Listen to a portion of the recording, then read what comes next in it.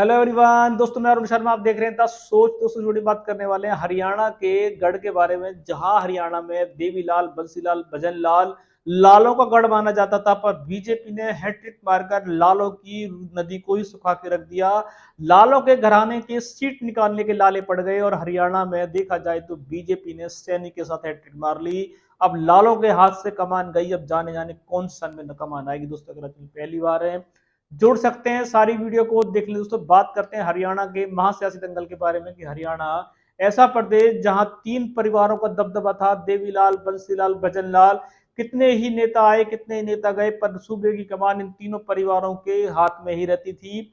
Last में इनके वंशजों ने पूरी कोशिश की, पर बीजेपी और कांग्रेस इनके बीच में पटकनी खाती रहती थी, पर लाल अपनी कमान किसी को नहीं देते थे। पर समय ऐसा आया कि भूपेंद्र सिंह हुड्डा के बाद दोबारा से करवट बदली, और आज तक ऐसी करवट बदली कि तीन लालों के घरानों के नदिये नाले सूखे पड़ गए और उनको आज सरकार तो छोड़ो, उनकी पार्टी का खत्म होने की कगार पे है और उनके पार्टी के नेताओं के लाले पड़ गए हैं। अपनी अपनी सीट तक नहीं निकाल पाए। ऐसे ही भजन लाल की बात कर लें, आदमपुर सीट से उनके परपोते ने भी इस बार हार का सामना करा। 55 साल से उस सीट पे देखा जाए तो परिवार का कब्जा था, पर बीजेपी ज्वाइन करने के बावजूद भी उनको वो सीट निकालने के लाले पड़ गए। हरियाणा में जिस तरीके से बीजेपी ने वापसी की, कांग्रेस ने वापसी की, अन्य दलों ने वापसी की, पर दोबारा से लालों के परिवारों ने वापसी नहीं की। लालों के परिवारों ने सत्ता परिवर्तन में ज्यादा दिमाग नहीं लगाया। अपनी पूर्वज जितनी भी वो बात लेके आते थे उनको वो दोहरा नहीं पाए। जिस तरीके से भजन लाल की हरियाणा में तूती बोलती थी, देवी लाल की तूती बोलती थी, ओम प्रकाश चौटाला बंसीलाल की तूती बोलती थी, उस तूती के चलते उनके परिवारों का सुतड़ा साफ हो गया। ले दे के एक दो सीटें उनकी आती थी और इस बार 2024 में लोकसभा चुनाव, विधानसभा चुनाव में सुतड़े साफ हो गए।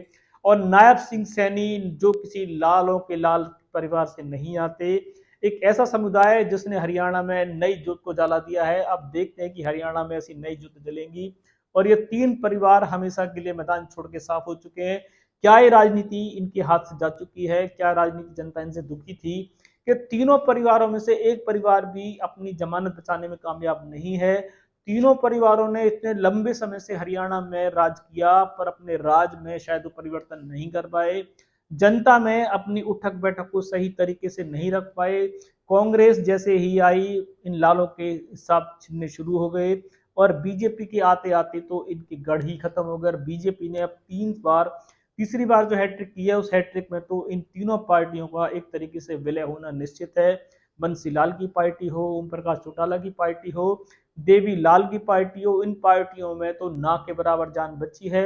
कुछ पार्टी के इनके नेताओं ने तो बीजेपी ज्वाइन कर ली है, किसी ने कांग्रेस ज्वाइन कर ली है, पर इनकी पार्टियों का हरियाणा से एक तरीके से दबदबा खत्म हो चुका है और कुछ पार्टी के चुनाव निशान लेने की भी चुनाव आयोग कोशिश कर रहा है। दोस्तों हरियाणा में तीन लाल जो किसी परिचय का मोहताज नहीं थे और जो अपने गढ़ से जाने जाते थे, जिनमें हरियाणा की सत्ता आपस में ही घूमती रहती थी, नया किसी समीकरण में सत्ता की चाबी नहीं जाती थी।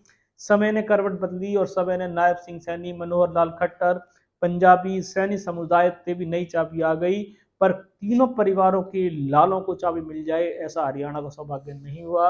अब हरियाणा में ये परिवार नाम मात्र के रह गए हैं।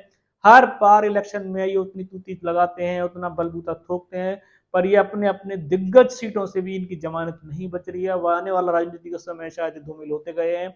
अब इन्हें किसी राजनीतिक पार्टी का सहारा मिलेगा या बीजेपी या किसी बड़े दल का ये हिस्सा बनेंगे। दोस्तों इस रुझान पे नजर बना के रखेंगे कैसे राजनीतिक दल इतने बड़ी पार्टियों का सुथरा साफ हुआ और बीजेपी एक तरफा पार्टी हरियाणा बन गई, जिसने हरियाणा में लगातार तीसरी बार हैट्रिक मारी है। आज तक कोई पार्टी हरियाणा में तीसरी बार लगातार सरकार नहीं बना पाई, बीजेपी ही सरकार है जिसने यह हासिल किया है। भले ही बीजेपी के मुद्दे जमीन से भरे हों, किसान नाराज हो, पहलवान नाराज हो, पर जब इलेक्शन में बीजेपी भर के वोट लेके आई है तो शायद ये मुद्दे छुप जाते हैं और बीजेपी के सामने कोई मुद्दा नहीं बचता। अब तो कांग्रेस चिल्लाती रहे, अन्य दल चिल्लाते रहे, पर जब बीजेपी वोटों में समाधान कर सकती है तो उसका जीत से डंका बजता है। और बीजेपी ने यह साबित कर दिया कि हरियाणा में न तो कांग्रेस तीसरी बार सरकार बना सकती है, कोई अन्य दल बना सकता है, और जितने भी राजनीतिक घराने थे वो तो खत्म के कगार पे हैं। कोई सटीक विश्लेषण होगा समय से पहले बताएंगे। अगर आप चैनल पहली बार हैं जुड़ सकते हैं आगामी सभी वीडियो को देखें। दोस्तों मैं अरुण शर्मा मिलूंगा नई सोच के साथ। अपना ध्यान रखें। नमस्कार।